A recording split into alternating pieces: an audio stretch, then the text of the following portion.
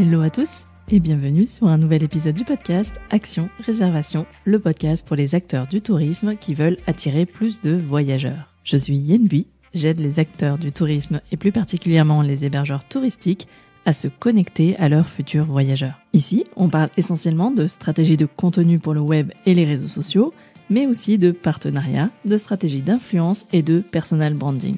Si vous voulez gagner en efficacité dans votre communication, alors ce podcast est fait pour vous. Je vous donne rendez-vous chaque mercredi pour un épisode solo au format court ou avec mes invités qui viennent partager leur expertise ou leur retour d'expérience. Retrouvez tous mes conseils sur mon site yenbui.fr et téléchargez mes ressources gratuites dans la rubrique bonus. Bonjour à tous, si vous écoutez cet épisode le jour de sa sortie, sachez que ce jeudi 21 mars aura lieu la journée mondiale de la trisomie 21. Et c'est vraiment l'occasion pour moi de mettre en avant un projet, le Training Café, un concept inédit, un tiers-lieu solidaire à impact social qui s'est installé dans l'ancienne gare de Niolon que j'ai découvert en janvier dernier lors d'un de mes séjours à Marseille. J'ai effectivement eu la chance de découvrir les Calanques près de Marseille, à Niolon très exactement, en empruntant le train touristique de la Côte Bleue, une ligne ferroviaire vraiment connue pour arpenter vraiment le littoral qui part de Marseille et qui va jusqu'à Miramas. Et mon aventure commence en gare de Niolon, à seulement 20 minutes en TER de Marseille, où je découvre un concept inédit, donc ce Training Café. Et vraiment Training Café pour dire le train et Inc pour inclusif. C'est vraiment un tiers-lieu solidaire, comme je vous le disais, qui s'est installé, qui a vraiment investi l'ancienne gare de Niolon. C'est en revenant de ma randonnée dans les Calanques que j'ai pu prendre le temps de rencontrer les porteurs de ce projet ambitieux et tellement humain. Et vraiment, j'avais envie de mettre ce projet à la une pour cet épisode qui sort vraiment la veille de cette journée mondiale de la trisomie 21. Et donc, j'ai eu le plaisir de recevoir aujourd'hui Katia Bergamelli, la présidente de l'association TCAP 21 qui porte ce projet du Training Café. Juste très rapidement pour la petite histoire. L'association TCAP 21 a été créée en 2015 et au-delà de une nouvelle association qui traite de la trisomie 21, là, les familles sont vraiment concernées par les projets à l'âge adulte.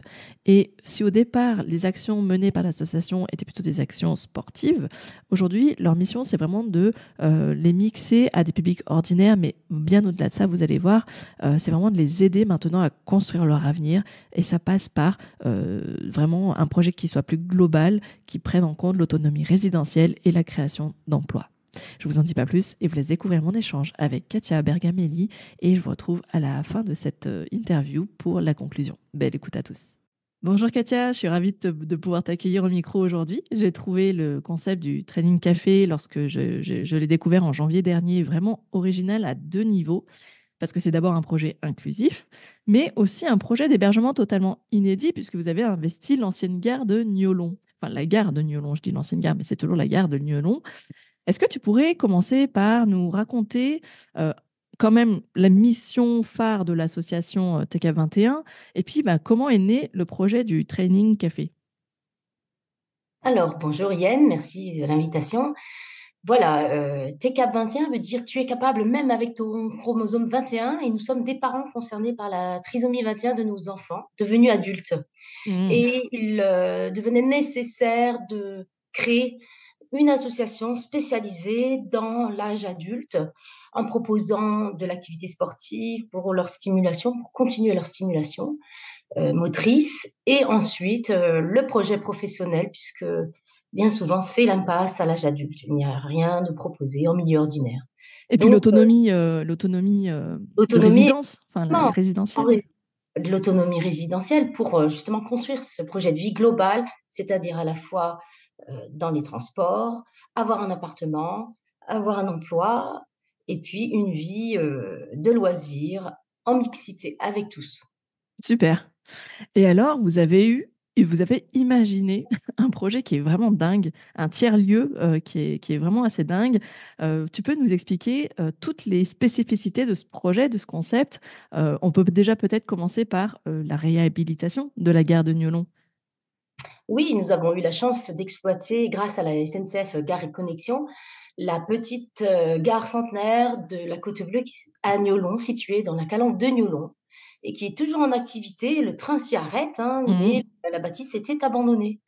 et nous avons eu la chance de la rénover grâce à des mécènes pour y installer le premier café-école, auberge-école éco-responsable dans un milieu rural et qui propose un hébergement et un espace de restauration. D'accord. Donc, en fait, effectivement, il y a quand même un but que tu viens bien de souligner, c'est que le but, c'est de former. Donc, c'est une auberge école, c'est un café école, et il y a vraiment ce côté entreprise adaptée, du coup. Oui, tout à fait. Donc, après donc les travaux, nous avons demandé un agrément auprès de la direction de l'emploi pour devenir une entreprise adaptée sous forme associative, de manière à employer des jeunes éloignés de l'emploi, comme nos jeunes Mhm. portant un handicap mental.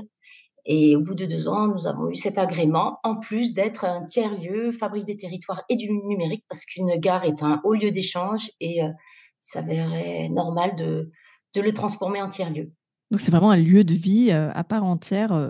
À la fois, on y viendra un peu après, parce que tu as développé énormément de services, énormément enfin, tu as vraiment étendu le concept. On va le définir. Rappelle-moi la durée des travaux qui ont nécessité pour cette réhabilitation, en sachant que tu peux peut-être réexpliquer cette gare à chaque étage, ce qu'on y trouve. Oui, alors il nous a fallu 2 ans pour, Mm. vraiment tout réaménager, étant donné qu'aucune plomberie n'existait. Il a fallu tout créer. Alors au rez-de-chaussée, c'est le café avec l'espace extérieur, et une scène qui jouxte la gare, qui propose des spectacles, hein, de tout genre, aussi bien des musiciens que nos jeunes qui sont nos étoiles, puisque maintenant Oui, le Panic Café s'appelle la Gare des Étoiles parce qu'il y a une scène et que nos jeunes se mettent en scène. c'est Il y a génial. aussi un potager en permaculture. Au premier étage, c'est leur appartement qui permet de justement se former à l'autonomie résidentielle, ce qu'il est important de travailler Ça là-dessus. s'apprend. Ça Ça s'apprend. s'apprend. Mm. Voilà, donc de temps en temps, ils sont accompagnés par une personne qui les gère, qui gère le ménage, comment euh, faire un budget, comment bien Génial. sûr faire attention aux produits ménagers, le matériel électrique, utiliser une cuisine, voilà, tout Ok. ça, c'est important de l'apprendre.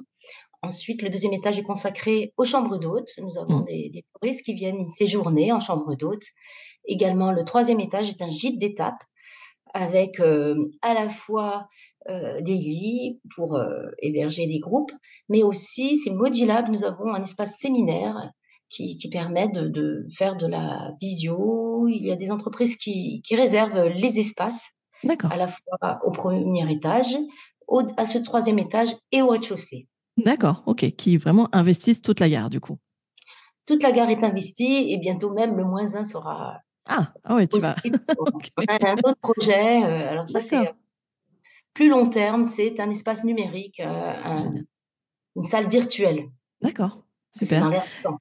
Et la terrasse, que je n'ai pas eu malheureusement le plaisir de découvrir en janvier, rappelle-moi la capacité d'accueil de cette terrasse assise, en place assise, hein, parce que du coup, vous faites de la restauration, de la petite restauration.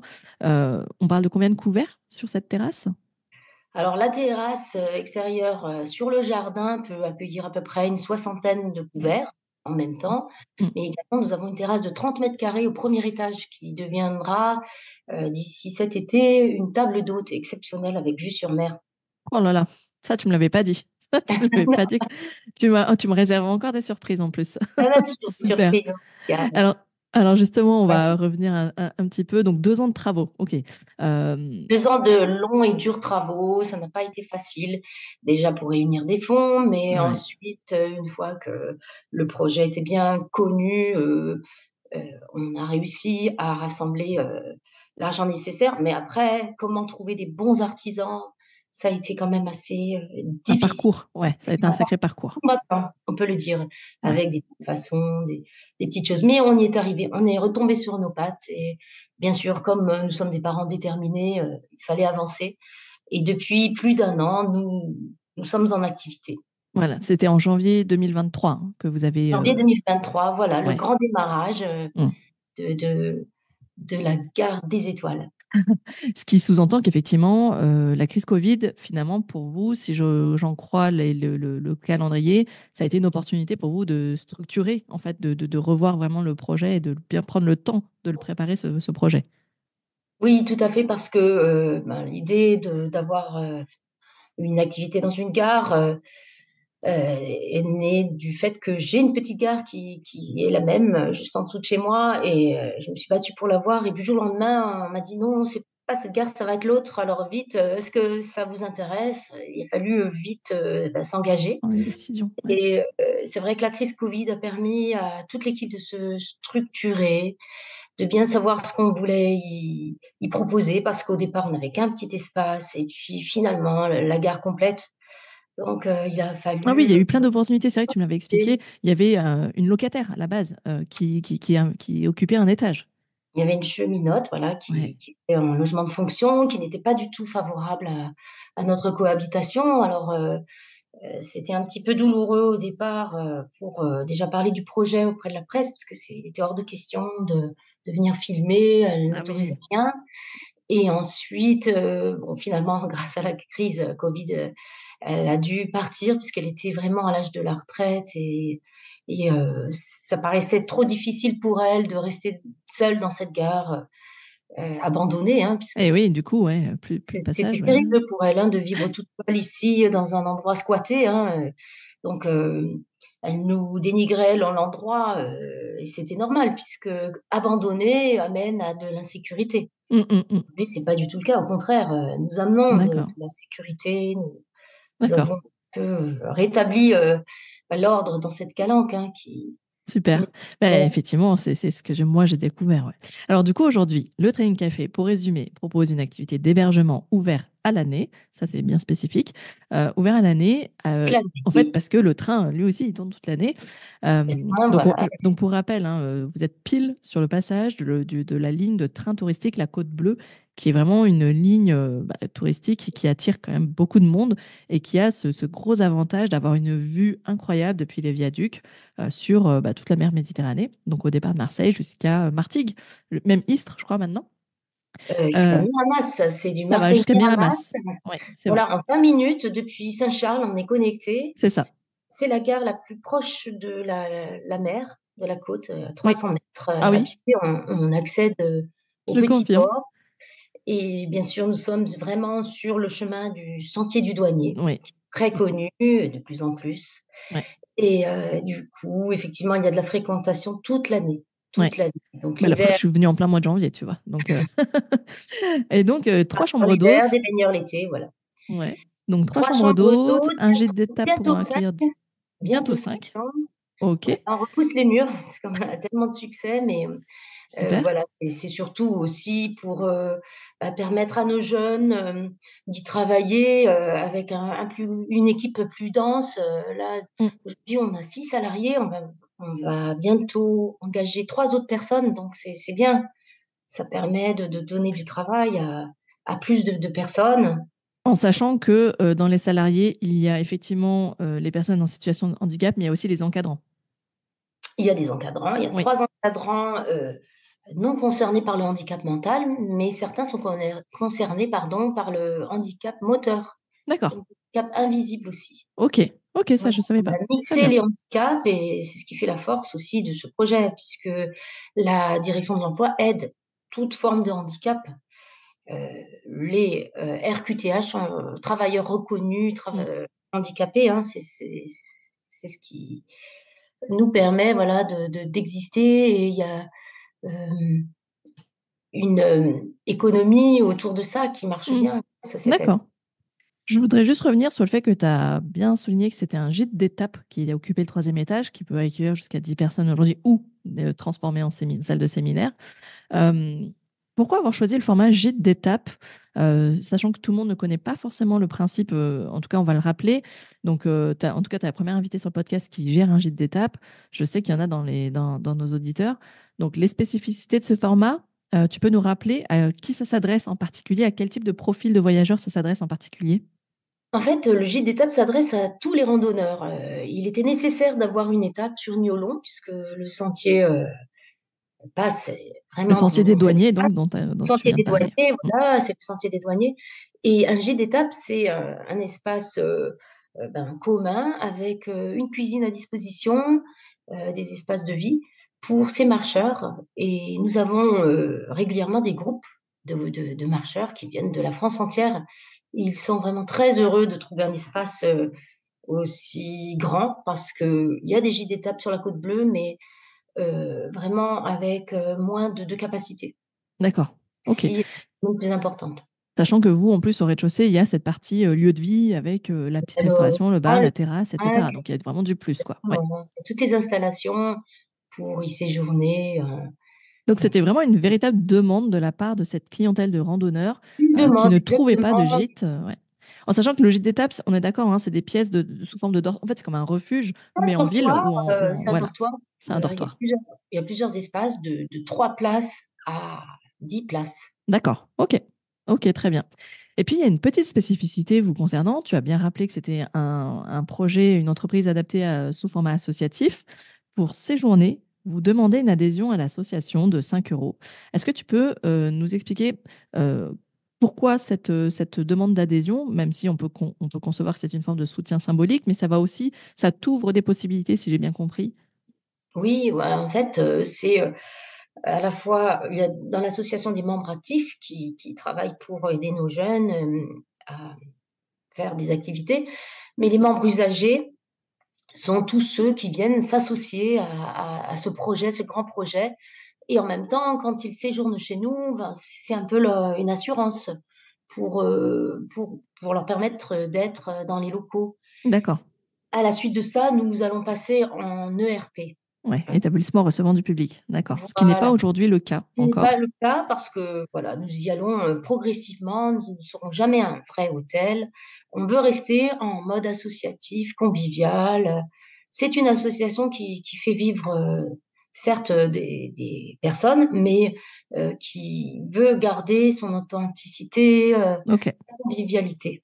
Donc en fait, cette adhésion à l'association permet de couvrir la protection de l'usager quand il séjourne chez vous en attendant cette obtention de l'ERP. Ça, je ne savais pas, tu vois. Oui, oui, oui, tout à Ok. fait. C'est important de couvrir toutes les personnes qui sont dans le lieu puisque Et, nous contractons une assurance et il faut, que ces usagers soient, couverts.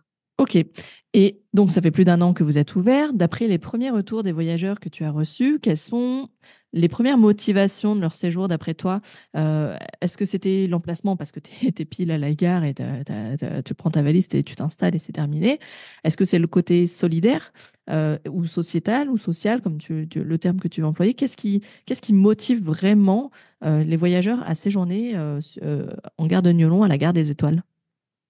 Alors pour la plupart, c'est une découverte, hein. Ils débouchent sur cette oasis et ils se renseignent en disant: «Mais mon Dieu, quel lieu extraordinaire!» Donc on permet à des gens d'être, à l'aise dans un endroit convivial avec, des espaces verts, c'est assez vaste, calme aussi, hein, donc les gens se ressourcent, principalement. Ok. Et Et puis, il y a quand même ce côté très familial, parce que finalement, dans les encadrants, bah, certains sont les parents des enfants qui travaillent oui, aussi là.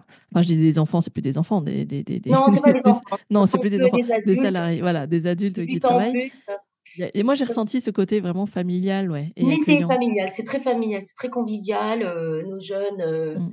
porteurs de trisomie 21 ou d'autres handicaps mental sont généreux, sont heureux de rencontrer des publics, fiers de montrer qu'ils savent travailler et sans filtre. Donc il y a des conversations vraiment, géniales, un mélange, une mixité, fabuleuse et Ok. c'est vraiment un haut lieu de l'échange, Ok, c'est vrai c'est que c'est ce que j'ai ressenti, ouais. Et est-ce que tu penses que enfin, est-ce que tu as constaté plutôt que tu as tiré une clientèle plutôt de passage qui habite pas très loin, donc plutôt proche Marseille ou alentour en tout cas, ou une clientèle plutôt au contraire très lointaine? C'est quoi le type de profil? Est-ce qu'on est vraiment sur du Marseillais qui est pas loin? Est-ce qu'on est vraiment sur voilà, Côte d'Azur, quoi? Ou est-ce que c'est des gens qui viennent vraiment de loin et qui, par exemple, typiquement voulaient faire ce train touristique de la Côte Bleue, par exemple? Alors, le public est à la fois marseillais Mhm. comme international et d'ailleurs, nous sommes obligés de former nos jeunes à l'anglais et Mm. l'allemand. Donc on leur donne quelques petites bases c'est rigolo, ils adorent. Mais voilà, en fonction des périodes, on a le public marseillais plutôt l'hiver ou en D'accord. printemps pour, éviter, la masse touristique. Mmh. Mais sinon, c'est des du public international. Par exemple, l'année dernière avec, les compétitions internationales de rugby, on a eu, des clients de Nouvelle-Zélande, d'Australie. D'accord.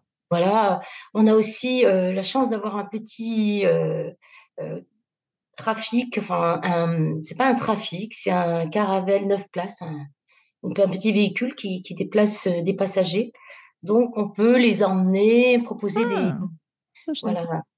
D'accord. proposer des Des ex accompagnements quand il y a pas de train. Parce que le train y est certes, mais pas tout le temps. mmh. Il y a des aléas donc on peut D'accord. aussi, heu, OK, donc plutôt hors saison, on va dire clientèle de proximité et pleine saison, on est plutôt sur une clientèle qui peut être jusqu'à l'international. D'accord. des clients qui viennent, mais vraiment du monde entier. OK. Des Américains, Hem, des Anglais, on découvre à chaque fois d'autres, cultures. C'est passionnant, tous ces échanges, Bah, j'en doute pas. Quand j'ai préparé l'épisode, j'ai découvert que le Training Café avait vraiment bénéficié d'une très large couverture médiatique depuis son lancement. Notamment, j'ai vu des reportages sur France 3 Régions, BFM Marseille, entre autres. Est-ce que tu aurais des astuces à partager aux hébergeurs qui, comme toi, aimeraient bénéficier d'une belle couverture médiatique? Est-ce que tu as mis en place des actions spécifiques, pour attirer ces journalistes? alors bon, j'ai déjà un super site internet, qui aide beaucoup, qui donne, énormément d'informations à ces médias. Donc à la fois tcap21.fr ou trainingcafé.com. Mmh. Hem, Bien sûr, nous avons des plaquettes de présentation et puis nous avons l'occasion, d'intervenir dans heu, des soirées, à thème sur, l'inclusion. On essaye, à chaque fois de communiquer. C'est un deuxième volet important. Alors pardon. Vous voulez faire, en fait, être le porte-parole, en fait, Oui, de ce oui, oui. handicap et On veut donner une belle image sur le handicap mental, comme la trisomie 21 parce que, bien sûr, il y a des préjugés. J'en parlais encore hier soir, lors d'un colloque. Les employeurs ont des difficultés à employer, ces personnes, pensant qu'elles ne sont pas capables, pas régulières dans leur travail, alors que c'est tout l'inverse et du fait d'être, un projet pilote, ça ouvre des portes et aujourd'hui même, nous travaillons sur l'essaimage mmh, on de y ce viendra dispositif. effectivement, ouais, de ce projet d'essaimage qui est vraiment intéressant. Voilà. Est-ce qu'au moment du lancement, vous aviez lancé des invitations à la presse, également? Alors, pour la petite histoire, avec justement cette crise covid et compagnie, on n'a pas encore organisé L'inauguration l'inauguration officielle? officielle, D'accord. qui va dévoiler le dibon de tous les partenaires, parce qu'il est important de les mettre en avant, ces partenaires, parce que c'est grâce à eux qu'on a pu, monter cet espace, sans faire appel au crédit Mmh. bancaire. Ça, Ah! Ah déjà oui! c'est déjà oui, oui, oui, bien sûr, on a zéro crédit aujourd'hui, on a démarré avec un fonds de roulement important, ce qui fait qu'on part pas avec, un handicap. D'accord. Et puis, Voilà. bah, en fait, tout bêtement, comme là, on enregistre, et l'épisode va sortir la veille de la journée mondiale de la trisomie 21, qui est, en fait, chaque année, le jour du printemps. Hem, bah, est-ce que j'imagine que c'est aussi un sujet, bah, du coup, annuel, ce qui s'appelle dans la presse un marronnier, un rendez-vous récurrent, Un chaque rendez-vous, année? une fenêtre médiatique pour nous. Ouais, vous surfez sur ça à chaque fois? Chaque Oui, année? oui, Ouais. chaque année, nous sommes invités sur, un plateau télé où Mmh. on a l'occasion d'organiser une action de communication sur place. Mmh. Cette année, ça va se faire un petit peu en dehors puisque nous avons participé à un shooting photo avec une autre association, parce qu'on collabore, beaucoup avec d'autres, associations. D'accord. 21 rêves et il y aura une grande exposition de photographie à Aix, où nous aurons l'occasion de présenter les jeunes avec leurs familles. Donc c'est vraiment les jeunes et leurs familles, c'est ce qui a été Chouette mis en projet. avant cette année. Super. Sinon, nous, ce sera en avance de la journée du 21, c'est le 14 au Sofitel, Vieux-Port, c'est dans l'hôtel Mmh. très connu. Nos jeunes vont préparer un cocktail et servir ce cocktail à Génial. un club d'entreprise. Super, super. Voilà. OK. Bravo, bravo pour ce projet et Bon, c'est un bravo pied aussi au de nez, Sofitel. mais c'est Bravo important. aussi au Sofitel, d'être partenaire de ça. Du coup, en parlant de partenaires, justement, comment est-ce que les acteurs du tourisme, qu'ils soient locaux ou régionaux, soutiennent le projet? Est-ce qu'il y a des partenariats ou projets que tu aimerais développer plus spécifiquement ou pérenniser? Je pense par exemple à la SNCF. Est-ce qu'il y a des partenariats ou des projets que tu veux vraiment développer sur le long terme? Tu as déjà un petit peu dévoilé un projet qui est celui d'essaimage, c'est-à-dire que Oui, comme tu l'as dit, la Gare des Étoiles est un projet pilote et que tu aimerais finalement étendre ce concept sur l'ensemble du territoire français. Est-ce que tu peux nous en dire plus du coup? oui. Alors déjà pour la petite histoire, le grand partenaire est la SNCF Gare et Connexions. Pourquoi? Parce qu'en les sollicitant, ils, ont pensé que, c'était bien de réhabiliter d'autres espaces. Donc ils ont créé grâce à nous, 1001 gares, la place de la gare, en finançant une partie de l'investissement. Donc D'accord. ça, c'était, déjà c'était une grande, aventure avec eux. Et du coup, on s'est dit, puisque, on est un peu les précurseurs et qu'on a initié ce grand projet, pourquoi ne pas continuer dans cette voie en essaimant ce projet dans les espaces qui seront à disposition de Mille et une gares, la place de la gare. D'accord. Donc, notre premier partenaire est effectivement la SNCF. Mhm. Gare et Connexions, hein, c'est l'entité, hein, qui gère, ces espaces, et autour de Et, ça, nous travaillons avec des institutionnels, des fondations aussi, des grandes entreprises pour que le repreneur, puisque nous voulons, donner un kit de réplication à une autre association, mhm. ait un matelas financier au départ, notre savoir-faire pour, répliquer et voilà, essaimer des training C'est cafés partout en France et même au-delà, avec, chaque fois une spécificité. Ici, c'est la d'accord. gare des étoiles parce qu'on a Mm. une scène. Et on voit les Chaque étoiles. gare aura, chaque projet aura sa spécificité. Du coup, c'est une sorte de concept de franchise associative en fait, finalement. Des franchises associatives, pas forcément en demandant, en assommant l'association d'une redevance, Mm. quelconque. On va essayer vraiment de les s'aimer par de l'ingénierie, on va porter ces associations au départ pour qu'elles puissent après, voler de leurs propres ailes.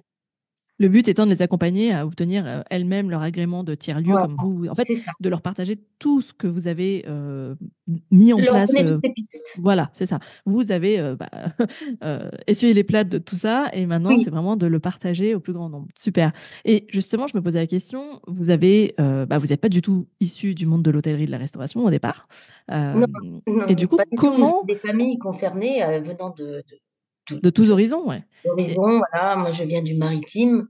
Je travaillais pendant 30 ans ouais. dans les conteneurs, donc je connais parfaitement Comment vous êtes formé du coup ce à l'hôtellerie et la restauration? Est-ce que vous êtes formé et comment vous êtes formé justement à ça? Vous avez développé, je crois que tu m'avais dit, un mécénat de compétences? Oui, tout à fait. Alors, au coup par coup, on s'est formés, en rencontrant, bah, des professionnels, du tourisme qui nous ont dit: «Bah, voilà, il faut faire comme ci, comme ça», mais juste, en conseil, hein. Hmm. Et maintenant qu'on a créé, ces espaces, il faut bien sûr, professionnaliser et travailler avec, des hôtels, bien implantés, et on a la chance d'avoir un contrat de mécénat avec un hôtel de luxe sur Marseille Mhm. qui s'appelle les Bords de Mer, D'accord. qui est fabuleux, et avec eux, on travaille sur les process dans Ok. l'hôtel, puisque pour, former nos jeunes, il faut d'abord bien, Maîtriser les découper toutes process. les Ouais. tâches, bien expliquer, et puis après les expliquer à toutes ces personnes. Et cet hôtel de luxe, il bénéficie d'un label, je crois, le label Clé Verte, Et qui faire implique justement de travailler avec des associations du coup. C'est aussi ça, c'est du gagnant-gagnant en fait, oui, hein. voilà, ok, ça marche.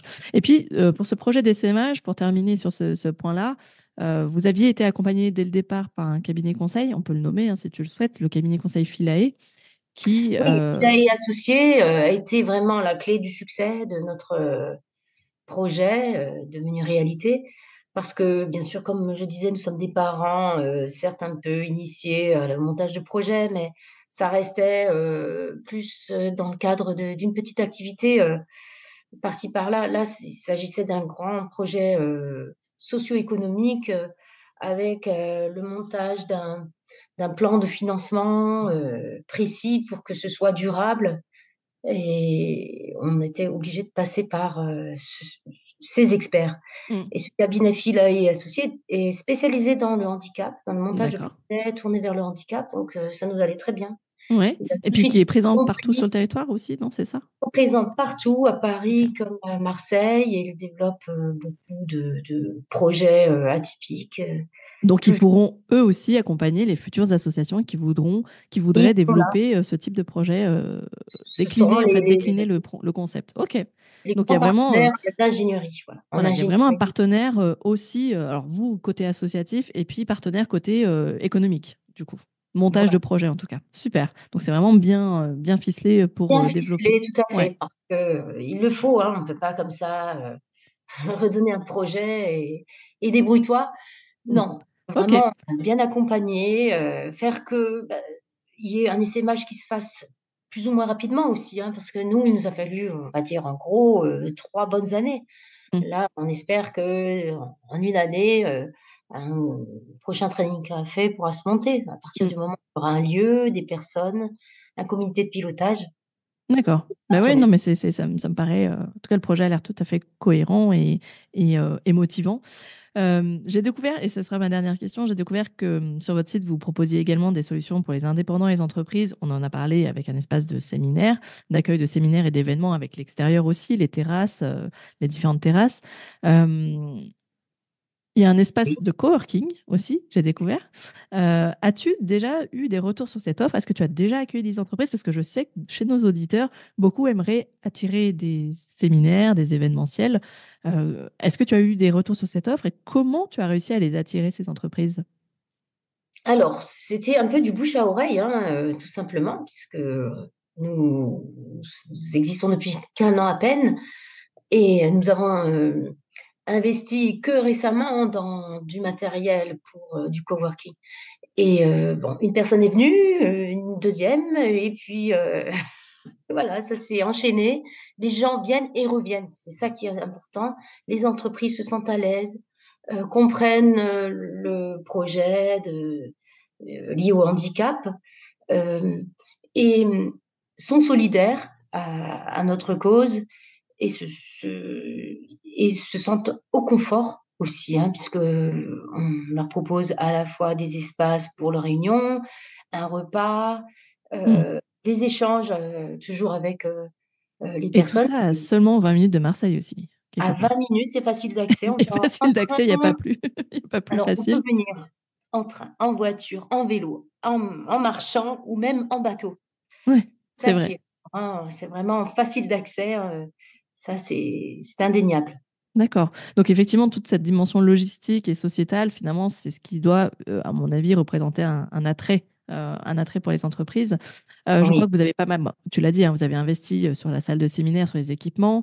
Je crois que tu en as parlé. Le prochain investissement, il concernera l'aménagement des extérieurs. Le but étant Oui. d'atteindre une capacité d'accueil un peu plus grande que ce que tu m'as dit tout à l'heure. Tu veux toucher jusqu'à 80 personnes, atteindre une Oui, capacité de voilà, on 80. veut, voilà, encore aménager plus d'espace dans les 500 carrés de jardin parce qu'il est très beau ce jardin, il jette quand on arrive sur la Calanque, au début on ne photographiait que la gare, aujourd'hui on photographie à la fois le jardin, les espaces verts et la gare et donc voilà, l'idée c'est de créer une nouvelle terrasse, avec vue sur mer en face du potager pour bien montrer l'activité, permaculture et accueillir plus de monde parce que, voilà, comme je disais, il faut pousser les murs. On a tellement de succès Ou et aller on creuser dans veut le que sous-sol, c'est apparemment c'est ce que vous allez faire aussi. oui, alors la cave, c'est normal puisque nous sommes, tiers-lieu, fabrique des territoires et du numérique et il est Ouais. important de développer D'avoir cette ces espaces activité-là. numériques, du coup. Ouais. On a la partie coworking, ça faisait partie du deal, mais aussi, du numérique et des espaces virtuels. Ça, c'est notre grand projet d'avenir pour à la fois stimuler les jeunes dans leur motricité et puis avoir un espace hors du commun qui va les transporter partout ailleurs avec de la réalité augmentée. Super. Et moi, justement, pour terminer, quand j'avais vu cet espace de coworking, moi qui baigne vraiment dans le monde du tourisme et qui découvre à chaque fois des nouveaux concepts de tourisme, donc là, on est clairement dans le tourisme social, hein, mais j'ai Oui, aussi découvert, il n'y a pas si longtemps que ça, le tourisme communautaire, donc en fait, où se mêle je t'avais parlé du co-living, en fait, où se mêle le côté travail avec le coworking et le côté living, donc avec la vie, le lieu de vie. Et en fait, je me oui, disais, mais en fait, demain, ça va appeler un espèce de tourisme communautaire et social, en fait, les deux ensemble, où justement, les gens pourront venir vivre sur place et travailler, mais aussi, du coup, peut-être, pourquoi pas, participer, en fait, et soutenir ces actions solidaires de manière solidaire. Et je trouve ça génial, en fait, de demain, ça peut devenir vraiment plus gros que ça, avec même une implication, justement, de tous ces freelances je dis freelance parce que c'est souvent des freelances qui vivent en co-living, ça peut être vraiment intéressant, des gens qui restent pour un mois, 2 mois. C'est oui, souvent le tout à fait, principe du c'est possible. co-living. Mm. C'est vraiment possible et c'est ce que nous voudrons faire plus tard, hein, et même déjà maintenant, on a de quoi accueillir, héberger des entreprises et sur plus de jours, c'est vraiment génial parce qu'il y a toujours un petit temps d'adaptation quand même, déjà pour mieux connaître nos jeunes, mais Hem, sur 1 mois, 2 mois, c'est vraiment Mm. la période idéale quoi, pour qu'il y ait vraiment une belle relation qui se crée, hein. Mhm. Actuellement, on a un atelier cinéma avec l'école de cinéma de Marseille et au départ, bah, les relations étaient très timides. Aujourd'hui, mais c'est Ils des s'entendent amis. super bien. C'est Il y a génial. le tournage la semaine prochaine, tout le monde est excité, enfin c'est génial. Oui, je pense qu'il y a effectivement au début une désappréhension, et puis une fois que finalement on se rend compte bah, que tout tourne normalement, finalement on s'enlève un peu quelques barrières. Ça, je l'ai ressenti aussi quand j'ai été sur place et que j'ai vu à quel point ils étaient proches en fait de nous. Et moi j'ai trouvé ça génial. Ils se sont prêtés au jeu quand je les ai pris en photo. J'ai adoré ça. Donc c'était vraiment chouette. En tout cas, un très beau projet, de belles perspectives d'évolution. C'est tout ce que je souhaite au projet du Training Café. Encore merci à toi, Katia, d'avoir partagé Bah, ce Yann, magnifique merci, projet de me sur le mettre en lumière. podcast.